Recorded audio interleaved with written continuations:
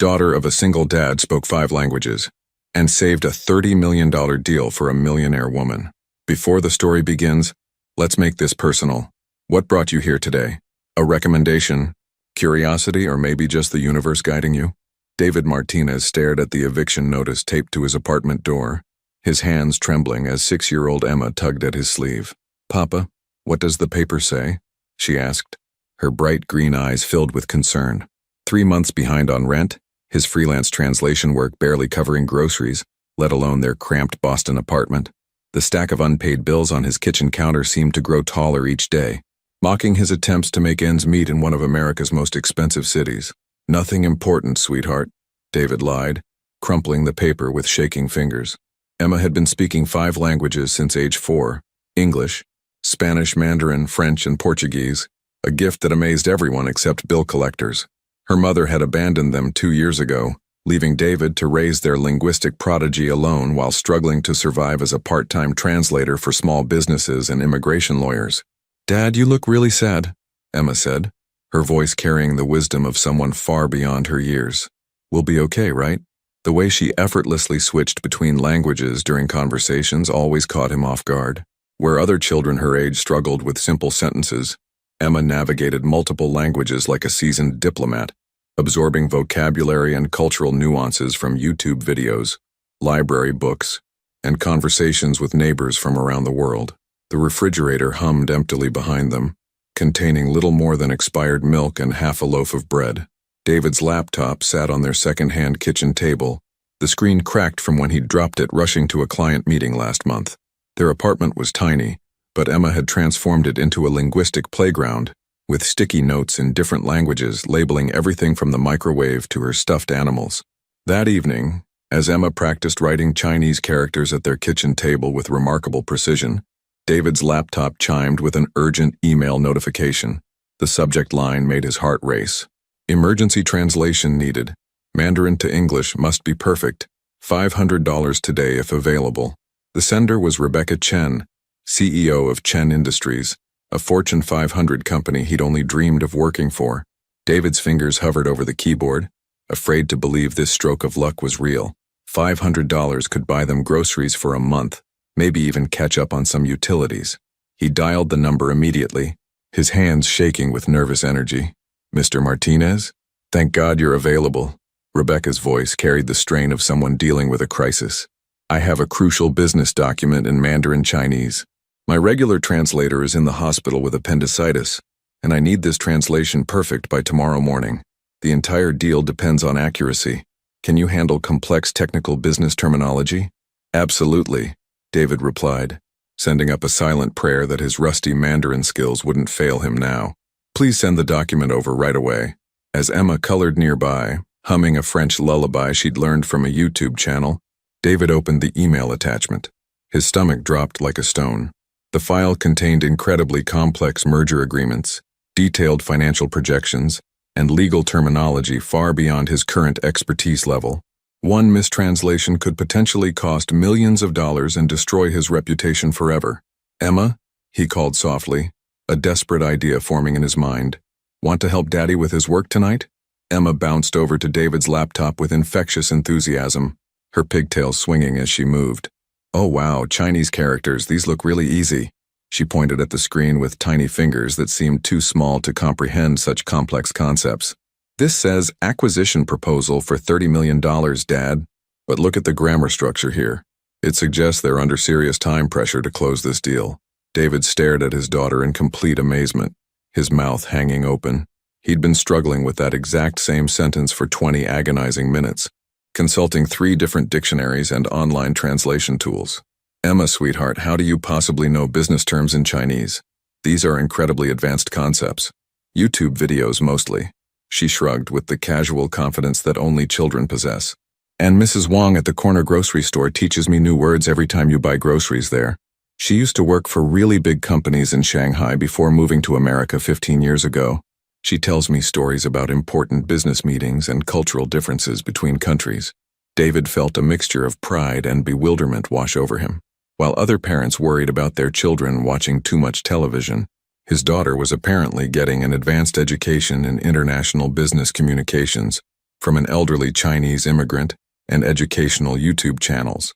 As David continued struggling through the document, Emma climbed onto his lap, her small finger confidently tracing the complex characters on the screen.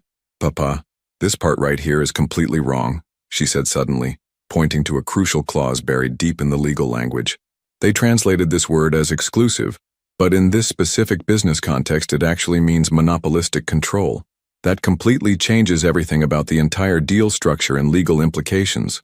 David's blood ran cold as the implications hit him. If Emma was correct, and he had every reason to believe she was, then the entire $30 million merger was hanging on this single mistranslation. A decision worth more money than he'd see in 10 lifetimes could be completely wrong because of one incorrectly interpreted word. Rebecca Chen answered her phone on the first ring when David called back, her voice tight with stress. "Mr. Martinez, please tell me you have good news for me." "Ms. Chen, I need to ask you something very important. Do you still have access to the original Chinese document? There might be a critical error in the translation you received from the previous translator." A long, heavy pause filled the phone line. "What kind of error are we talking about here?" "We're scheduled to sign the final agreements tomorrow morning at 9 o'clock. David looked down at Emma, who nodded encouragingly, her green eyes full of confidence in her abilities. "The exclusivity clause in Section 7. It's been seriously mistranslated. Instead of granting exclusive distribution rights as currently written, the Chinese actually establishes monopolistic control over the entire market sector, which could trigger federal antitrust investigations." Rebecca's sharp intake of breath was clearly audible through the phone. "Hold on, Mr. Martinez. I'm immediately conferencing in my entire legal team." Within 5 minutes, 3 corporate lawyers and Rebecca were all on the call, their voices tense with concern about the potential legal implications. Emma tugged gently at David's sleeve and whispered urgently, "Ask them about Section 14 too, Dad. The payment terms are really ambiguous and could be interpreted in multiple ways." "There's more," David continued, his daughter's unwavering confidence bolstering his own courage.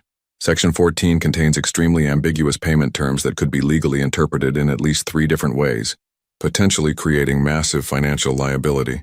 After an intensive hour of verification calls with their Chinese business partners, Rebecca's voice was shaky with relief and gratitude. "Mr. Martinez, you and your source just saved our company from a complete legal nightmare. That mistranslation would have cost us the entire deal and potentially exposed us to federal investigation for monopolistic practices. I want to meet this translator immediately," Rebecca declared with the authority of someone accustomed to getting exactly what she wanted. "Can you come to my office first thing tomorrow morning? I have a business proposition that could potentially change both of your lives forever." David glanced nervously at Emma, who was now reading the Chinese document aloud like it was a simple bedtime story, her pronunciation flawless. "Ms. Chen, I should probably mention something important. My 6-year-old daughter helped significantly with this translation. She's quite remarkably gifted with languages." "Your daughter helped? How old did you say she was?" 6 years old, David admitted, bracing himself for the inevitable disbelief and skepticism. An incredibly long silence stretched across the phone connection. "Mr. Martinez, I want you to bring her with you tomorrow, 9 a.m. sharp, Chen Industries headquarters, Prudential Tower downtown. Don't be late." That night, as Emma methodically brushed her teeth, she chattered excitedly in French about meeting a real CEO lady and seeing a super tall building with important business people. David lay awake for hours, staring at the ceiling, wondering if tomorrow would bring incredible opportunity or complete embarrassment. His daughter's gift was absolutely undeniable, but would a Fortune 500 CEO actually take a 6-year-old child seriously in a business context?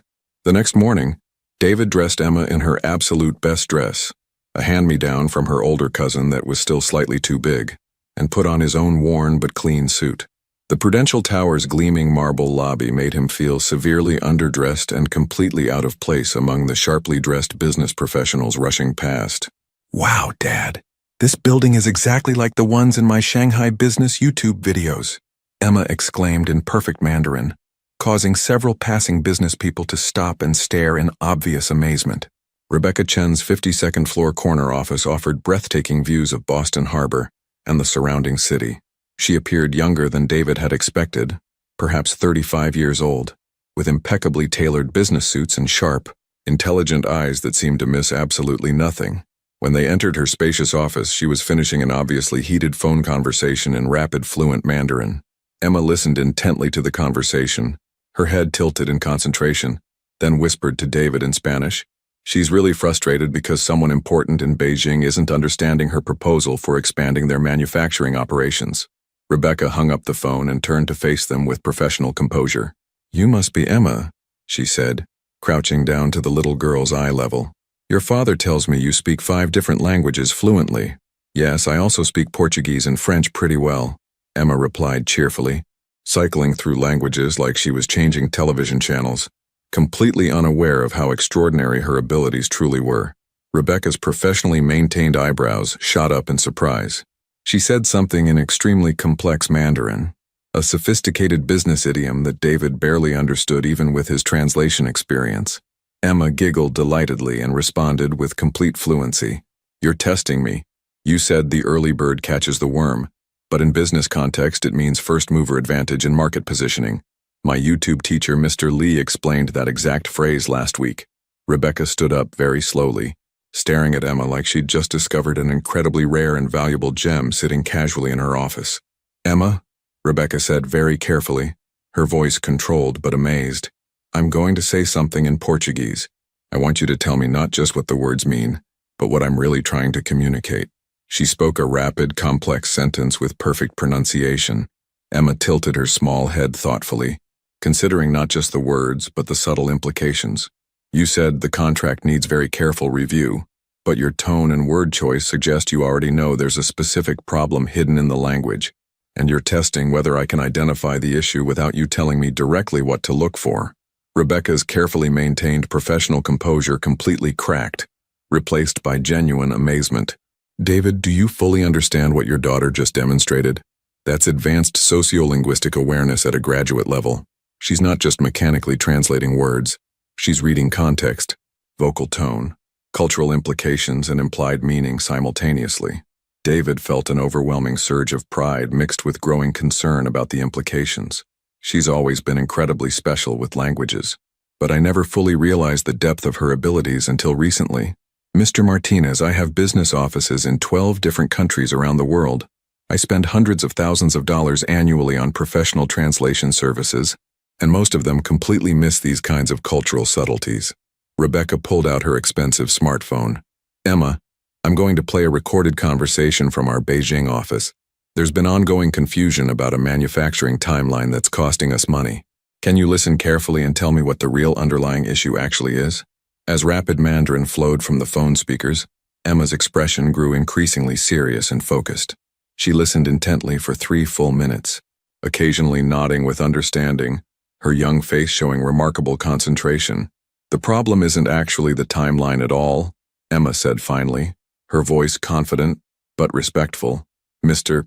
Zhang is saying all the right words about meeting deadlines, but he's really worried about quality control standards. He uses very formal, polite language, but his specific word choices suggest he's genuinely concerned about rushing the manufacturing process. He's not comfortable saying no directly to authority figures, so he's expressing his concerns indirectly through discussing scheduling issues instead." Rebecca stared at her phone, then back at Emma, her expression one of complete disbelief. "I've been trying to solve this communication breakdown for 3 frustrating weeks. My entire team interpreted his responses as a simple scheduling conflict. In traditional Chinese business culture," Emma continued matter-of-factly, as if discussing something as simple as the weather, "direct disagreement with superiors can be considered very impolite and disrespectful, so serious concerns are often expressed indirectly through discussion of related topics that seem safer to address." "Where on earth did you learn about Chinese business culture?" Rebecca asked, her voice barely above a whisper. "Mrs. Wong at the grocery store teaches me about her old job when Dad buys groceries, YouTube videos from business professors, and sometimes Dad gets frustrated translating business documents, so I help him understand the cultural parts that don't translate directly." Rebecca walked slowly to her floor-to-ceiling windows, looking out at Boston Harbor with obvious deep thought. When she turned back around, her expression was intensely focused and determined. "David, Emma, I want to make you both an offer that might sound completely crazy." Rebecca sat behind her massive mahogany desk, her fingers steepled in front of her as she considered her words carefully. David, I want to hire you immediately as my senior cultural liaison translator. The salary would be $200,000 annually, plus full benefits package, plus a company apartment in downtown Boston. David's breath caught in his throat, and he felt momentarily dizzy. Ms. Chen, that's incredibly generous beyond my wildest dreams, but I'm not finished with my proposal. Rebecca's intense eyes shifted to focus directly on Emma. Emma, I want to create something completely unprecedented in the business world. A junior cultural consultant position specifically designed for you. You would work directly with our international communications team, helping us understand not just what our global business partners are saying, but what they actually mean on deeper cultural levels. Emma bounced excitedly in her chair, her eyes lighting up with enthusiasm. Like being a detective but with words and feelings instead of clues? Exactly like being a detective with words and cultural feelings. Rebecca smiled genuinely for the first time since they'd met. You would attend virtual meetings with international clients, review important business documents before major decisions, and help us avoid the kind of $30 million translation mistakes that nearly happened yesterday. David felt completely overwhelmed by the magnitude of the offer. Ms. Chen, she's only 6 years old. What about regular school, normal childhood development, playing with friends her own age? I've already thought extensively about those concerns, Rebecca said quickly, clearly having anticipated this objection. Completely flexible schedule, private tutoring with certified teachers, child development oversight by licensed professionals. Emma would work maybe 10 hours per week maximum, always with you present for supervision. And David, the salary I quoted, that's just your base pay. Emma's consulting fees would be completely separate additional income. Emma looked up at her father with those impossibly wise green eyes. Dad, could we help people understand each other better? Like when Mrs. Wong gets sad because grocery store customers don't understand her accent and get impatient with her? David's throat tightened with emotion. Just 3 months ago, they were facing eviction and wondering where their next meal would come from. Now they were being offered financial security beyond his wildest dreams. But more importantly, a chance to use Emma's incredible gift to help people communicate across cultural barriers. There's even more to consider, Rebecca continued, leaning forward with obvious excitement.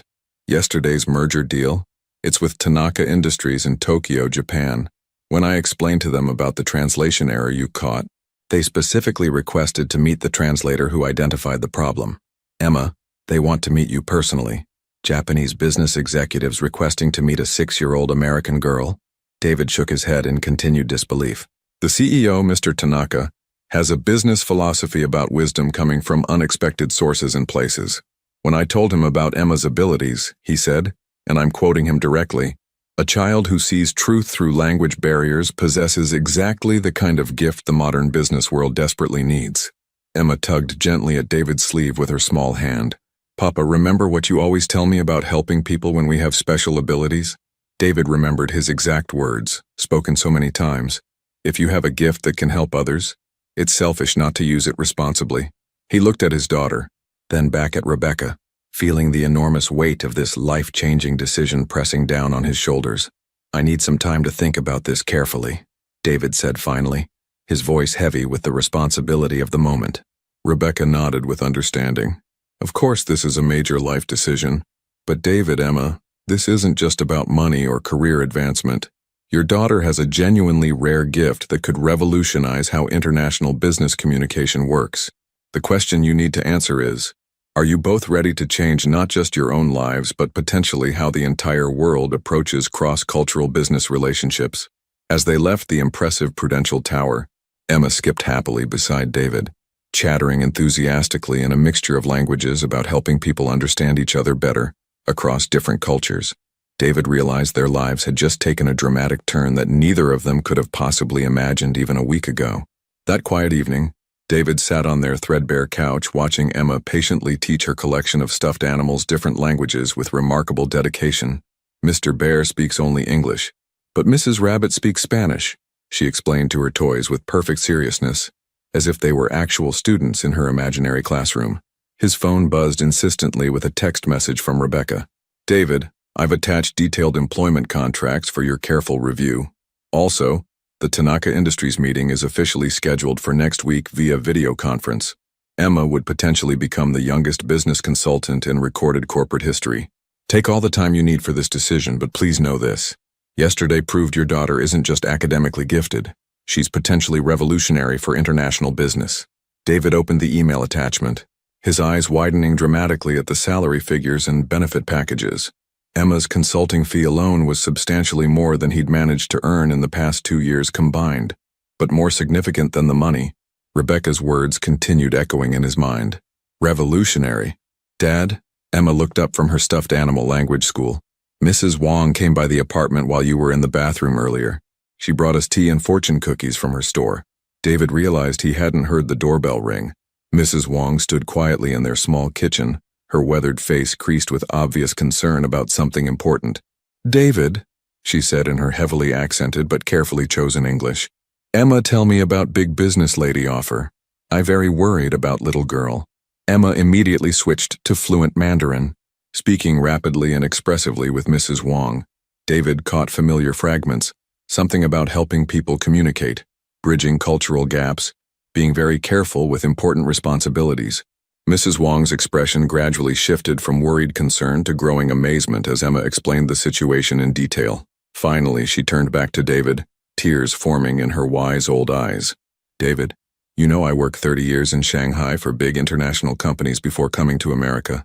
I see many translator, many business consultant over decades.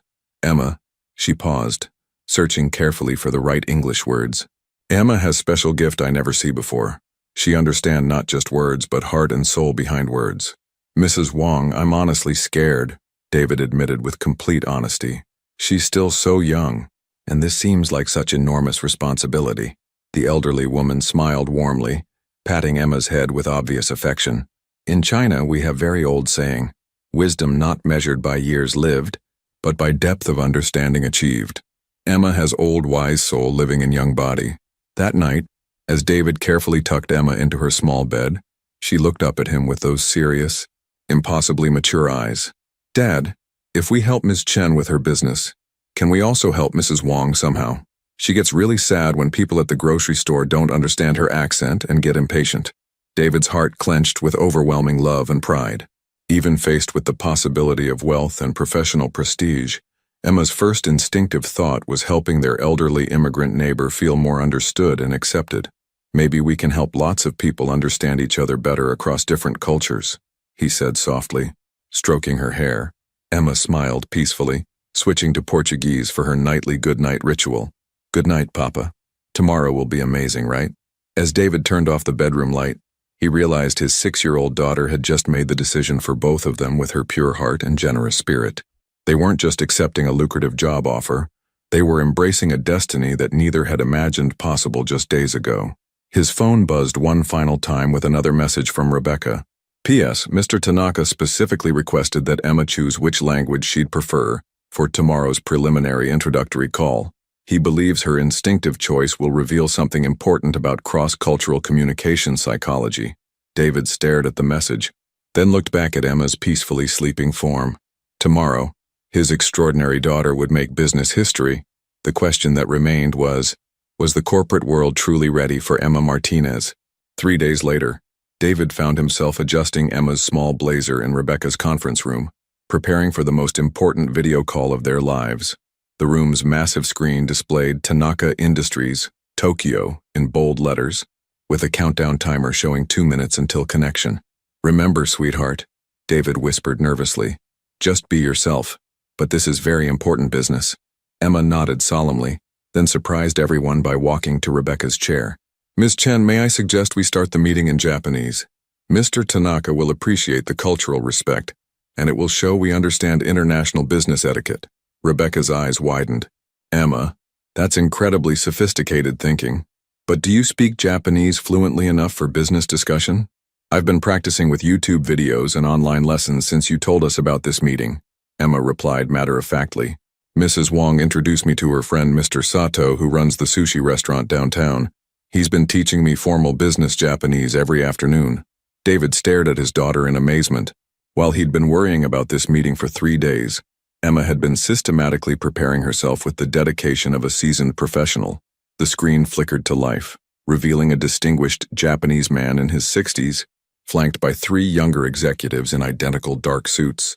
Mr. Tanaka's weathered face carried the gravity of someone who'd built a billion-dollar empire from nothing. "Good morning," Rebecca began in English, but Emma gently interrupted.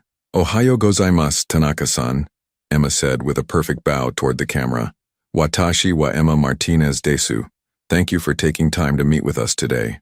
The effect on the Japanese executives was immediate and dramatic. Mr. Tanaka's stoic expression cracked into genuine surprise, then broke into the warmest smile David had ever seen on a business call. "Remarkable," Mr. Tanaka replied in accented but clear English. "Miss Emma, your pronunciation is excellent, and your bow shows proper respect. I am very impressed already." Emma beamed with pride. "My friend Mr. Sato taught me that respect is the foundation of all successful business relationships. He said you would appreciate traditional courtesy." Mr. Tanaka leaned forward, his eyes twinkling with interest. "Miss Emma, before we discuss business, may I ask you something personal? What language do you think in?" Emma tilted her head thoughtfully. "That's a really interesting question, Mr. Tanaka. I think it depends on what I'm thinking about. When I'm solving problems, I think in English because that's my strongest language. But when I'm thinking about feelings or trying to understand what people really mean, I think in whatever language feels most honest for that situation." The Japanese executives exchanged amazed glances. Mr. Tanaka's lead translator whispered something urgently in his ear. "Miss Emma, Mr. Tanaka continued, "My translator tells me your answer shows what we call kokoro no rikai, understanding of the heart. This is very rare, even among experienced international business people." Rebecca seized the moment. "Mr. Tanaka, Emma demonstrated this exact ability when she identified the translation error that could have cost both our companies millions of dollars and legal troubles." "Yes, Ms. Chen explained this situation to me." Mr. Tanaka nodded gravely. "But I want to understand how Miss Emma saw what professional translators missed. Emma, can you explain your thinking process?" Emma's expression grew serious and focused. "Well, Mr. Tanaka, most people translate words, but words are just the surface. Underneath words are feelings, cultural expectations, and hidden meanings. When I read that contract, the Chinese words felt uncomfortable, like someone was trying to say something polite but hide something scary at the same time." Mr. Tanaka sat back in his chair, clearly stunned. "Miss Emma, you have just described what takes most international negotiators decades to learn. You understand that business is about human relationships, not just legal documents." David felt a surge of pride so strong it almost brought tears to his eyes. His 6-year-old daughter was holding her own in a conversation with one of Asia's most successful business leaders. "Mr. Tanaka," Emma continued with growing confidence, "Mrs. Wong told me that in Japanese business culture, trust is more important than contracts. She said you probably want to understand who we really are as people before deciding if you want to work with us." The silence on the video call stretched for several long seconds. Finally, Mr. Tanaka spoke, his voice filled with genuine respect. "Miss Emma, in 60 years of business, I have never met anyone who understood this principle so clearly at such a young age. You are absolutely correct. Character matters more than credentials." Mr. Tanaka leaned forward, his expression growing more serious. "Miss Emma, I have a test for you, if you're willing. I'm going to describe a business situation, and I want you to tell me what you think is really happening beneath the surface." Emma nodded eagerly, her small hands folded professionally in her lap. "I'm ready, Mr. Tanaka. Imagine this scenario," Mr. Tanaka began carefully. "A German company wants to partner with a Brazilian company. The Germans send very detailed contracts with precise timelines and exact specifications. The Brazilians respond with enthusiasm, but ask for more flexible deadlines and want to meet in person before signing anything. The Germans think the Brazilians are disorganized and unreliable. The Brazilians think the Germans are cold and don't trust them. What do you think is the real problem?" Emma's brow furrowed in concentration for nearly a minute. David held his breath, wondering if his daughter could possibly handle such a complex international business scenario. "I think both companies want the same thing, a successful partnership, but they're speaking different cultural languages," Emma said slowly. "The Germans show respect and trust by being very organized and detailed, because in their culture, precision means you take someone seriously. The Brazilians show respect and trust by wanting personal relationships first, because in their culture business is about friendship and human connection." She paused, gathering her thoughts. "Neither company is wrong, but they're both misunderstanding what the other's behavior means. The Germans aren't cold. They're being respectful in their way. The Brazilians aren't disorganized, they're being respectful in their way. Mr. Tanaka's eyes widened significantly. And what would you suggest to solve this problem? Maybe someone could explain to the Germans that Brazilians build trust through personal relationships. So the meeting request shows they're taking the partnership seriously, not being difficult. And maybe someone could explain to the Brazilians that Germans build trust through careful planning, so the detailed contracts show they're committed to success, not being suspicious. The Japanese executives were now whispering excitedly among themselves. Mr. Tanaka raised his hand for silence. Miss Emma, you have just solved a real problem that cost my company $2 million last year, he said with obvious amazement. We lost a partnership with a Brazilian firm because of exactly this cultural misunderstanding. Rebecca's jaw dropped. Emma, that was incredible analysis for someone with no formal business training. Thank you, Emma said simply. Mrs. Wong always says that most fights happen because people are good at talking, but bad at listening to what's really being said. Mr. Tanaka suddenly stood up in his office, causing his executives to quickly follow suit. Miss Emma, Mr. Martinez, Miss Chen, I have a proposal that will sound very unusual. David's heart began racing again. Every conversation with business leaders seemed to end with life-changing proposals. Next month, I am hosting an international business summit in Tokyo. The world's largest companies send their top cultural consultants and international relations experts. These are people with decades of experience and advanced degrees from prestigious universities. Emma listened intently, her green eyes bright with curiosity. I want to invite Emma to be our youngest keynote speaker, Mr. Tanaka continued. I believe her perspective on cross-cultural communication could revolutionize how international business operates. David felt the room spinning around him. Mr. Tanaka, that's an incredible honor. But Emma has never spoken publicly and she's only 6 years old. Papa, Emma said quietly, remember what you taught me about fear? You said being scared means something is important enough to care about. Mr. Tanaka smiled warmly. Miss Emma, I will personally ensure you have all the support you need. My team includes child development specialists and presentation coaches. But I believe the business world needs to hear your natural wisdom. Rebecca was furiously taking notes. Mr. Tanaka, this could establish Emma as the world's youngest international business consultant. The media attention alone would be unprecedented. The keynote speech would be 30 minutes, Mr. Tanaka explained. You would simply share your thoughts on understanding people across different cultures. No pressure, no complicated business terms, just your honest perspective. Emma looked thoughtful. Could I tell stories about Mrs. Wong and Mr. Sato and how they taught me about respect and friendship? And maybe about how misunderstandings happen when people use different ways to show they care. That would be perfect, Mr. Tanaka replied immediately. Those real human stories are exactly what business leaders need to hear. David realized that once again, his daughter was making decisions that would change their lives forever. But looking at her confident, caring expression, he knew she was ready for whatever came next. We'll do it, David said finally. Emma will be your keynote speaker. Emma's face lit up with excitement. Mr. Tanaka, I promise to help people understand each other better.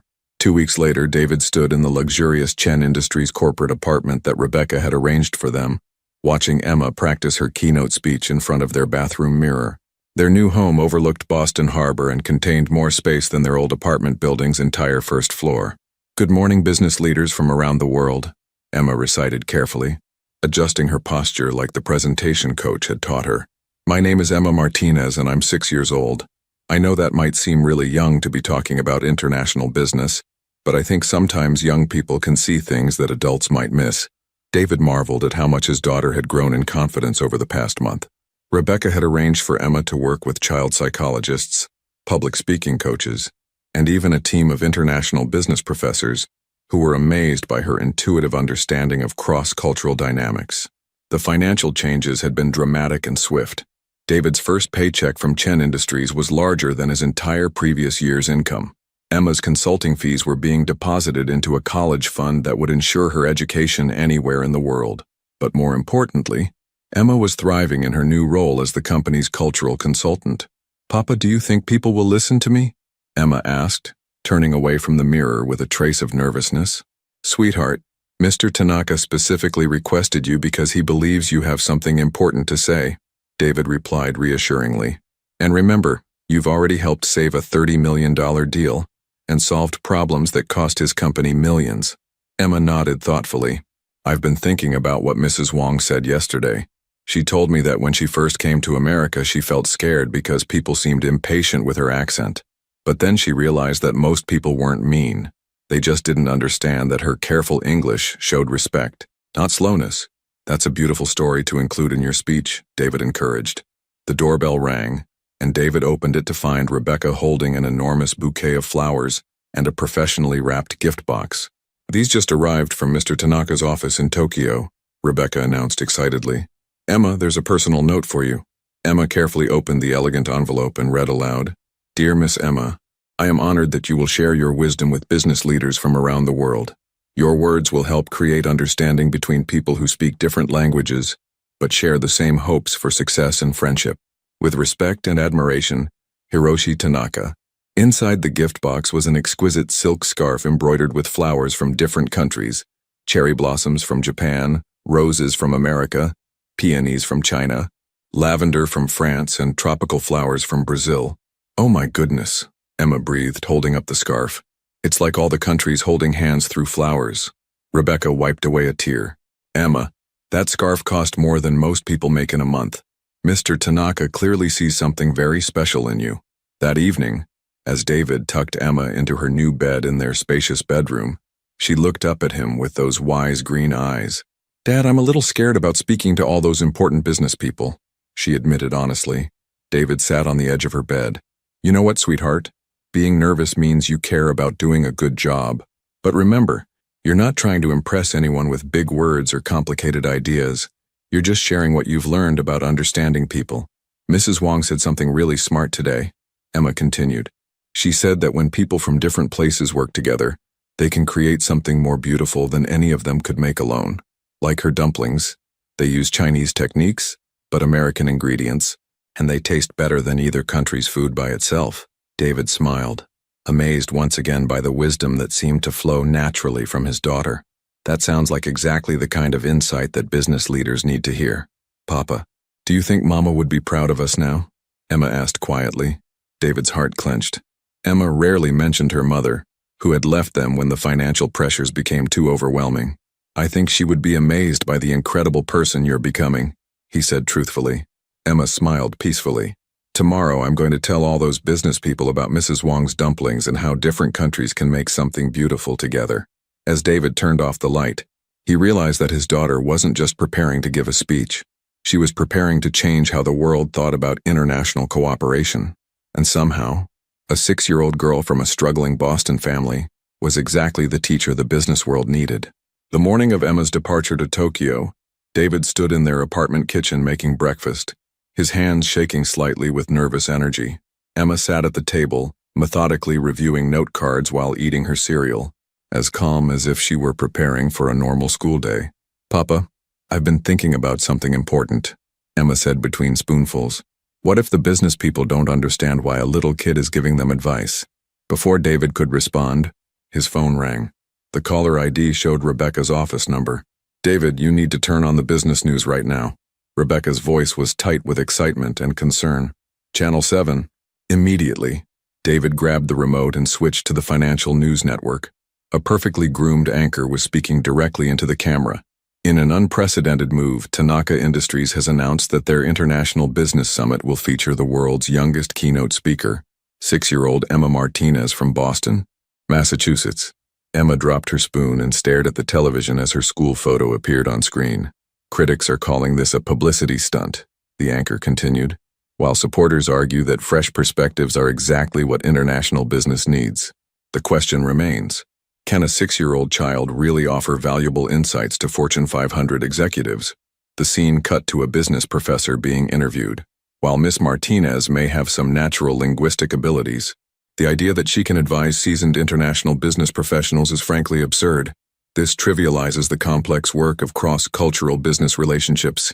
Emma's face fell as she watched the criticism unfold on screen. Papa, they think I'm just a silly little kid playing dress-up. David turned off the television and knelt beside Emma's chair. Sweetheart, do you remember what happened when you identified that translation error? Those critics don't know about the $30 million deal you saved, or the Brazilian partnership problem you solved for Mr. Tanaka. But what if they're right? Emma asked, her confidence wavering for the first time. What if I don't really understand business and I've just been lucky? The doorbell rang and David opened it to find Mrs. Wong standing in the hallway, holding a small wrapped package and wearing her best dress. "Emma," Mrs. Wong said in careful English, "I come to give you something very important before big trip." Emma perked up immediately and ran to hug the elderly woman. Mrs. Wong handed her the package, which contained a small jade pendant on a delicate chain. "This pendant belonged to my grandmother in China," Mrs. Wong explained. "She give to me when I start working for international company in Shanghai." She say, "When people doubt you because you different, remember that difference is your strength, not weakness." Emma held the pendant carefully, her eyes wide with the significance of the gift. "Emma," Mrs. Wong continued, "you helped me feel understood in America when I thought nobody care about old Chinese woman with broken English. You see heart behind my words when other people only hear accent. This is very special gift. Not everyone can do this. But the people on TV said I'm too young to understand business," Emma said sadly. Mrs. Wong smiled warmly. "Emma, I work 30 years in business. Most business problems happen because people forget that business is about people, not just money. You understand people better than most adults I know." Rebecca arrived an hour later to drive them to the airport, her face glowing with excitement. "Emma, I just got off the phone with Mr. Tanaka. The registration for the summit has increased by 40% since they announced your keynote. Business leaders from around the world want to hear what you have to say." During the car ride to Logan Airport, Emma stared out the window unusually quiet. Finally, she spoke. "Ms. Chen, what if I disappoint everyone? What if Mr. Tanaka made a mistake choosing me?" Rebecca pulled the car over and turned to face Emma directly. "Sweetheart, let me tell you something about business that most people don't understand. The biggest problems in international business don't come from complicated contracts or financial disagreements. They come from people misunderstanding each other across cultural differences." She paused, choosing her words carefully. "Emma, you have a gift for seeing past language barriers straight to what people really mean and feel. That's not something you can learn in business school. It's something you're born with and develop through genuine caring about people." Emma touched Mrs. Wong's jade pendant hanging around her neck. "So I should just be myself and share what I've learned about understanding people?" "Exactly," Rebecca replied. "Don't try to sound like a business expert. Just tell your stories about Mrs. Wong, Mr. Sato, and what you've observed about how people from different cultures show respect and build trust." As their plane lifted off from Boston, Emma pressed her face to the window, watching her city shrink below. "Papa, I'm ready to help those business people understand each other better." David squeezed her hand, knowing that whatever happened in Tokyo, his daughter was about to make history. The Tokyo Business Summit took place in a gleaming convention center that seemed to stretch endlessly in every direction. David stood backstage with Emma, both of them overwhelmed by the scope of the event. Through the curtains, they could see an auditorium filled with over 2,000 business executives from around the world. "Ladies and gentlemen," the announcer's voice boomed across the venue, "please welcome our keynote speaker, 6-year-old cultural consultant, Emma Martinez." Emma took a deep breath, touched Mrs. Wong's jade pendant for luck, and walked onto the stage with surprising confidence. The massive audience fell completely silent. Thousands of eyes focused on the small figure approaching the podium. A technician quickly adjusted the microphone to Emma's height, and she looked out at the sea of faces with remarkable composure. "Good morning, everyone," Emma began, her clear voice carrying perfectly through the sound system. "My name is Emma Martinez, and I'm 6 years old. I know that might seem really young to be talking about international business, but I think sometimes children can see things that adults might forget." A murmur rippled through the audience, some skeptical, others curious. "I want to start by telling you about my friend Mrs. Wong," Emma continued, settling into the rhythm of storytelling. "She's from China, and she owns a grocery store in my neighborhood in Boston. When she first came to America, people sometimes got impatient with her because her English was careful and slow. They thought she didn't understand business or was wasting their time." Emma paused, scanning the audience with those wise green eyes. But Mrs. Wong wasn't slow. She was being respectful. In her culture, speaking carefully and thoughtfully shows that you take the conversation seriously. When people rushed her or seemed annoyed, it hurt her feelings. Not because she couldn't understand, but because she felt like they didn't respect her way of showing respect. The audience was now completely attentive, leaning forward to catch every word. "I learned something important from Mrs. Wong. When people from different countries seem difficult or strange, they're usually just showing respect or friendship in a way that's normal for them but different for you. Emma walked slightly away from the podium, becoming more animated as she warmed to her topic. For example, my friend Mr. Sato, who owns the sushi restaurant, taught me that in Japanese business culture, taking time to build personal relationships isn't wasting time. It's the most important part of business. He said Americans sometimes think Japanese business people are too slow to make decisions, but really they're making sure everyone feels respected and included. Several Japanese executives in the audience nodded approvingly, and I learned from helping my dad with translation work that sometimes the most important part of understanding someone isn't the exact words they use. It's the feelings and cultural meanings behind those words. Emma's voice grew stronger and more confident as she continued. I think lots of business problems happen because people are good at speaking their own cultural language, but not very good at listening to other people's cultural languages. It's like everyone is trying to be polite and respectful, but they're using different rules for what polite and respectful look like. The massive auditorium was now completely silent except for Emma's voice. So maybe instead of getting frustrated when someone does business differently than we expect, we could get curious. Instead of thinking they're doing this wrong, we could think, I wonder what this means in their culture, or I wonder how they show respect in their country. Emma paused, looking directly at different sections of the audience. Mrs. Wong taught me that when people from different places work together with understanding and patience, they can create something more beautiful and successful than any of them could create alone. Like her dumplings, they use Chinese techniques with American ingredients, and they're more delicious than either country's food by itself. The analogy drew warm chuckles and nods throughout the audience.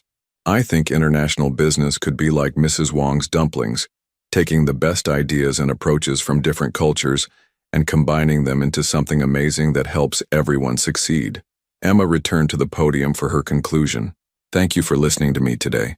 I hope I've helped you remember that behind every different way of doing business, there are people who want the same things you want: respect, success, and good relationships.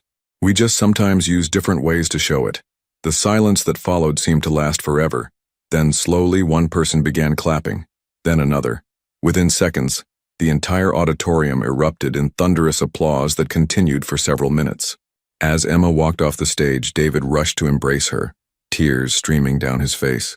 His 6-year-old daughter had just delivered one of the most impactful business presentations he'd ever witnessed.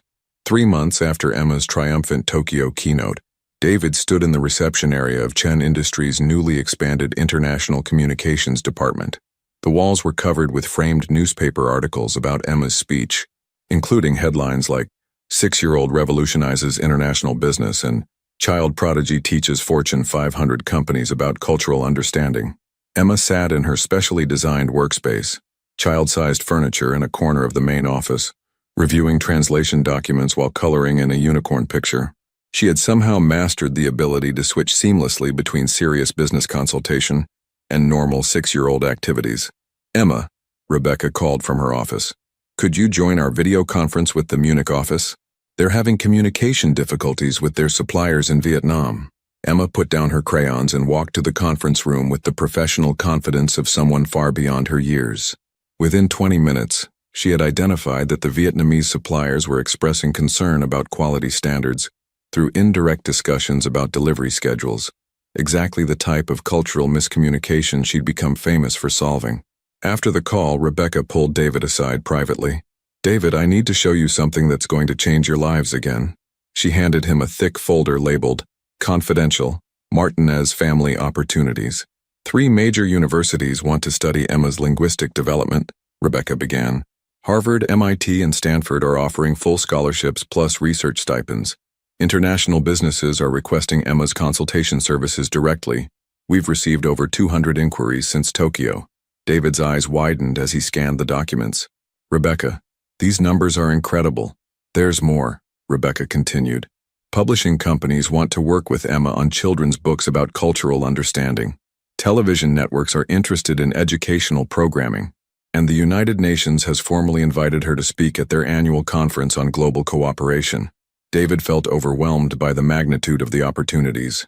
"It's amazing, but I want to make sure Emma stays grounded and has a normal childhood." "Papa," Emma appeared in the doorway, having obviously overheard the conversation. "What's a normal childhood?" David laughed despite his concerns. "Well, sweetheart, Most 6-year-olds don't advise Fortune 500 companies or give keynote speeches to international business leaders. Emma considered this seriously. But most 6-year-olds don't have friends like Mrs. Wong and Mr. Sato who teach them about different cultures. And most 6-year-olds don't get to help people understand each other better across countries. She climbed into David's lap with her characteristic directness. Dad, I like helping people solve communication problems. It makes me happy when businesses can work together better because they understand each other's cultural languages. Rebecca smiled warmly. Emma, you've created something entirely new in the business world. Companies are starting to hire cultural consultants specifically because of your influence. You've shown everyone that understanding people is just as important as understanding spreadsheets and contracts. Mrs. Wong says I have a gift for seeing heart behind words, Emma said matter-of-factly. She taught me that gifts are supposed to be shared to help people, not hidden away. David looked at his remarkable daughter, then at Rebecca, then at the folder full of extraordinary opportunities. 6 months ago, they had been facing eviction and wondering where their next meal would come from. Now Emma was revolutionizing international business communication and inspiring companies worldwide to prioritize cultural understanding. What do you want to do, Emma? David asked, letting his daughter guide their decision as she had so many times before. Emma thought carefully, as she always did when facing important choices. I want to keep helping people understand each other better. But I also want to keep learning from Mrs. Wong and Mr. Sato and playing with my stuffed animals and coloring pictures. That sounds like the perfect balance, Rebecca said with obvious affection. That evening, as David tucked Emma into bed in their beautiful apartment overlooking Boston Harbor, she looked up at him with those impossibly wise green eyes. Papa, do you remember when we were scared about the eviction notice and didn't know how we'd buy groceries? I remember, David said softly. Dad, I think sometimes scary things happen to push us toward amazing things we never would have discovered otherwise, Emma said with the philosophical depth that continually amazed him. David kissed her forehead, marveling at how a 6-year-old girl's gift for understanding people across cultural barriers had transformed not just their lives, but the entire international business world's approach to cross-cultural communication. Good night, sweetheart, he whispered. Tomorrow will bring new adventures. Good night, Papa, Emma replied sleepily, and tomorrow we'll help more people understand each other better. As David turned off the light, he realized that Emma's greatest gift wasn't her ability to speak 5 languages. It was her capacity to see the humanity behind cultural differences and help others do the same. His daughter had taught the business world that successful international cooperation wasn't about perfect translations, but about perfect understanding of the human heart that beats the same in every culture. Outside their window, the lights of Boston Harbor sparkled like stars, and somewhere across the world, business leaders were learning to listen not just to words, but to the cultural meanings behind them, thanks to the wisdom of a 6-year-old girl who saw beyond language barriers straight to the universal human desire for respect, understanding, and connection.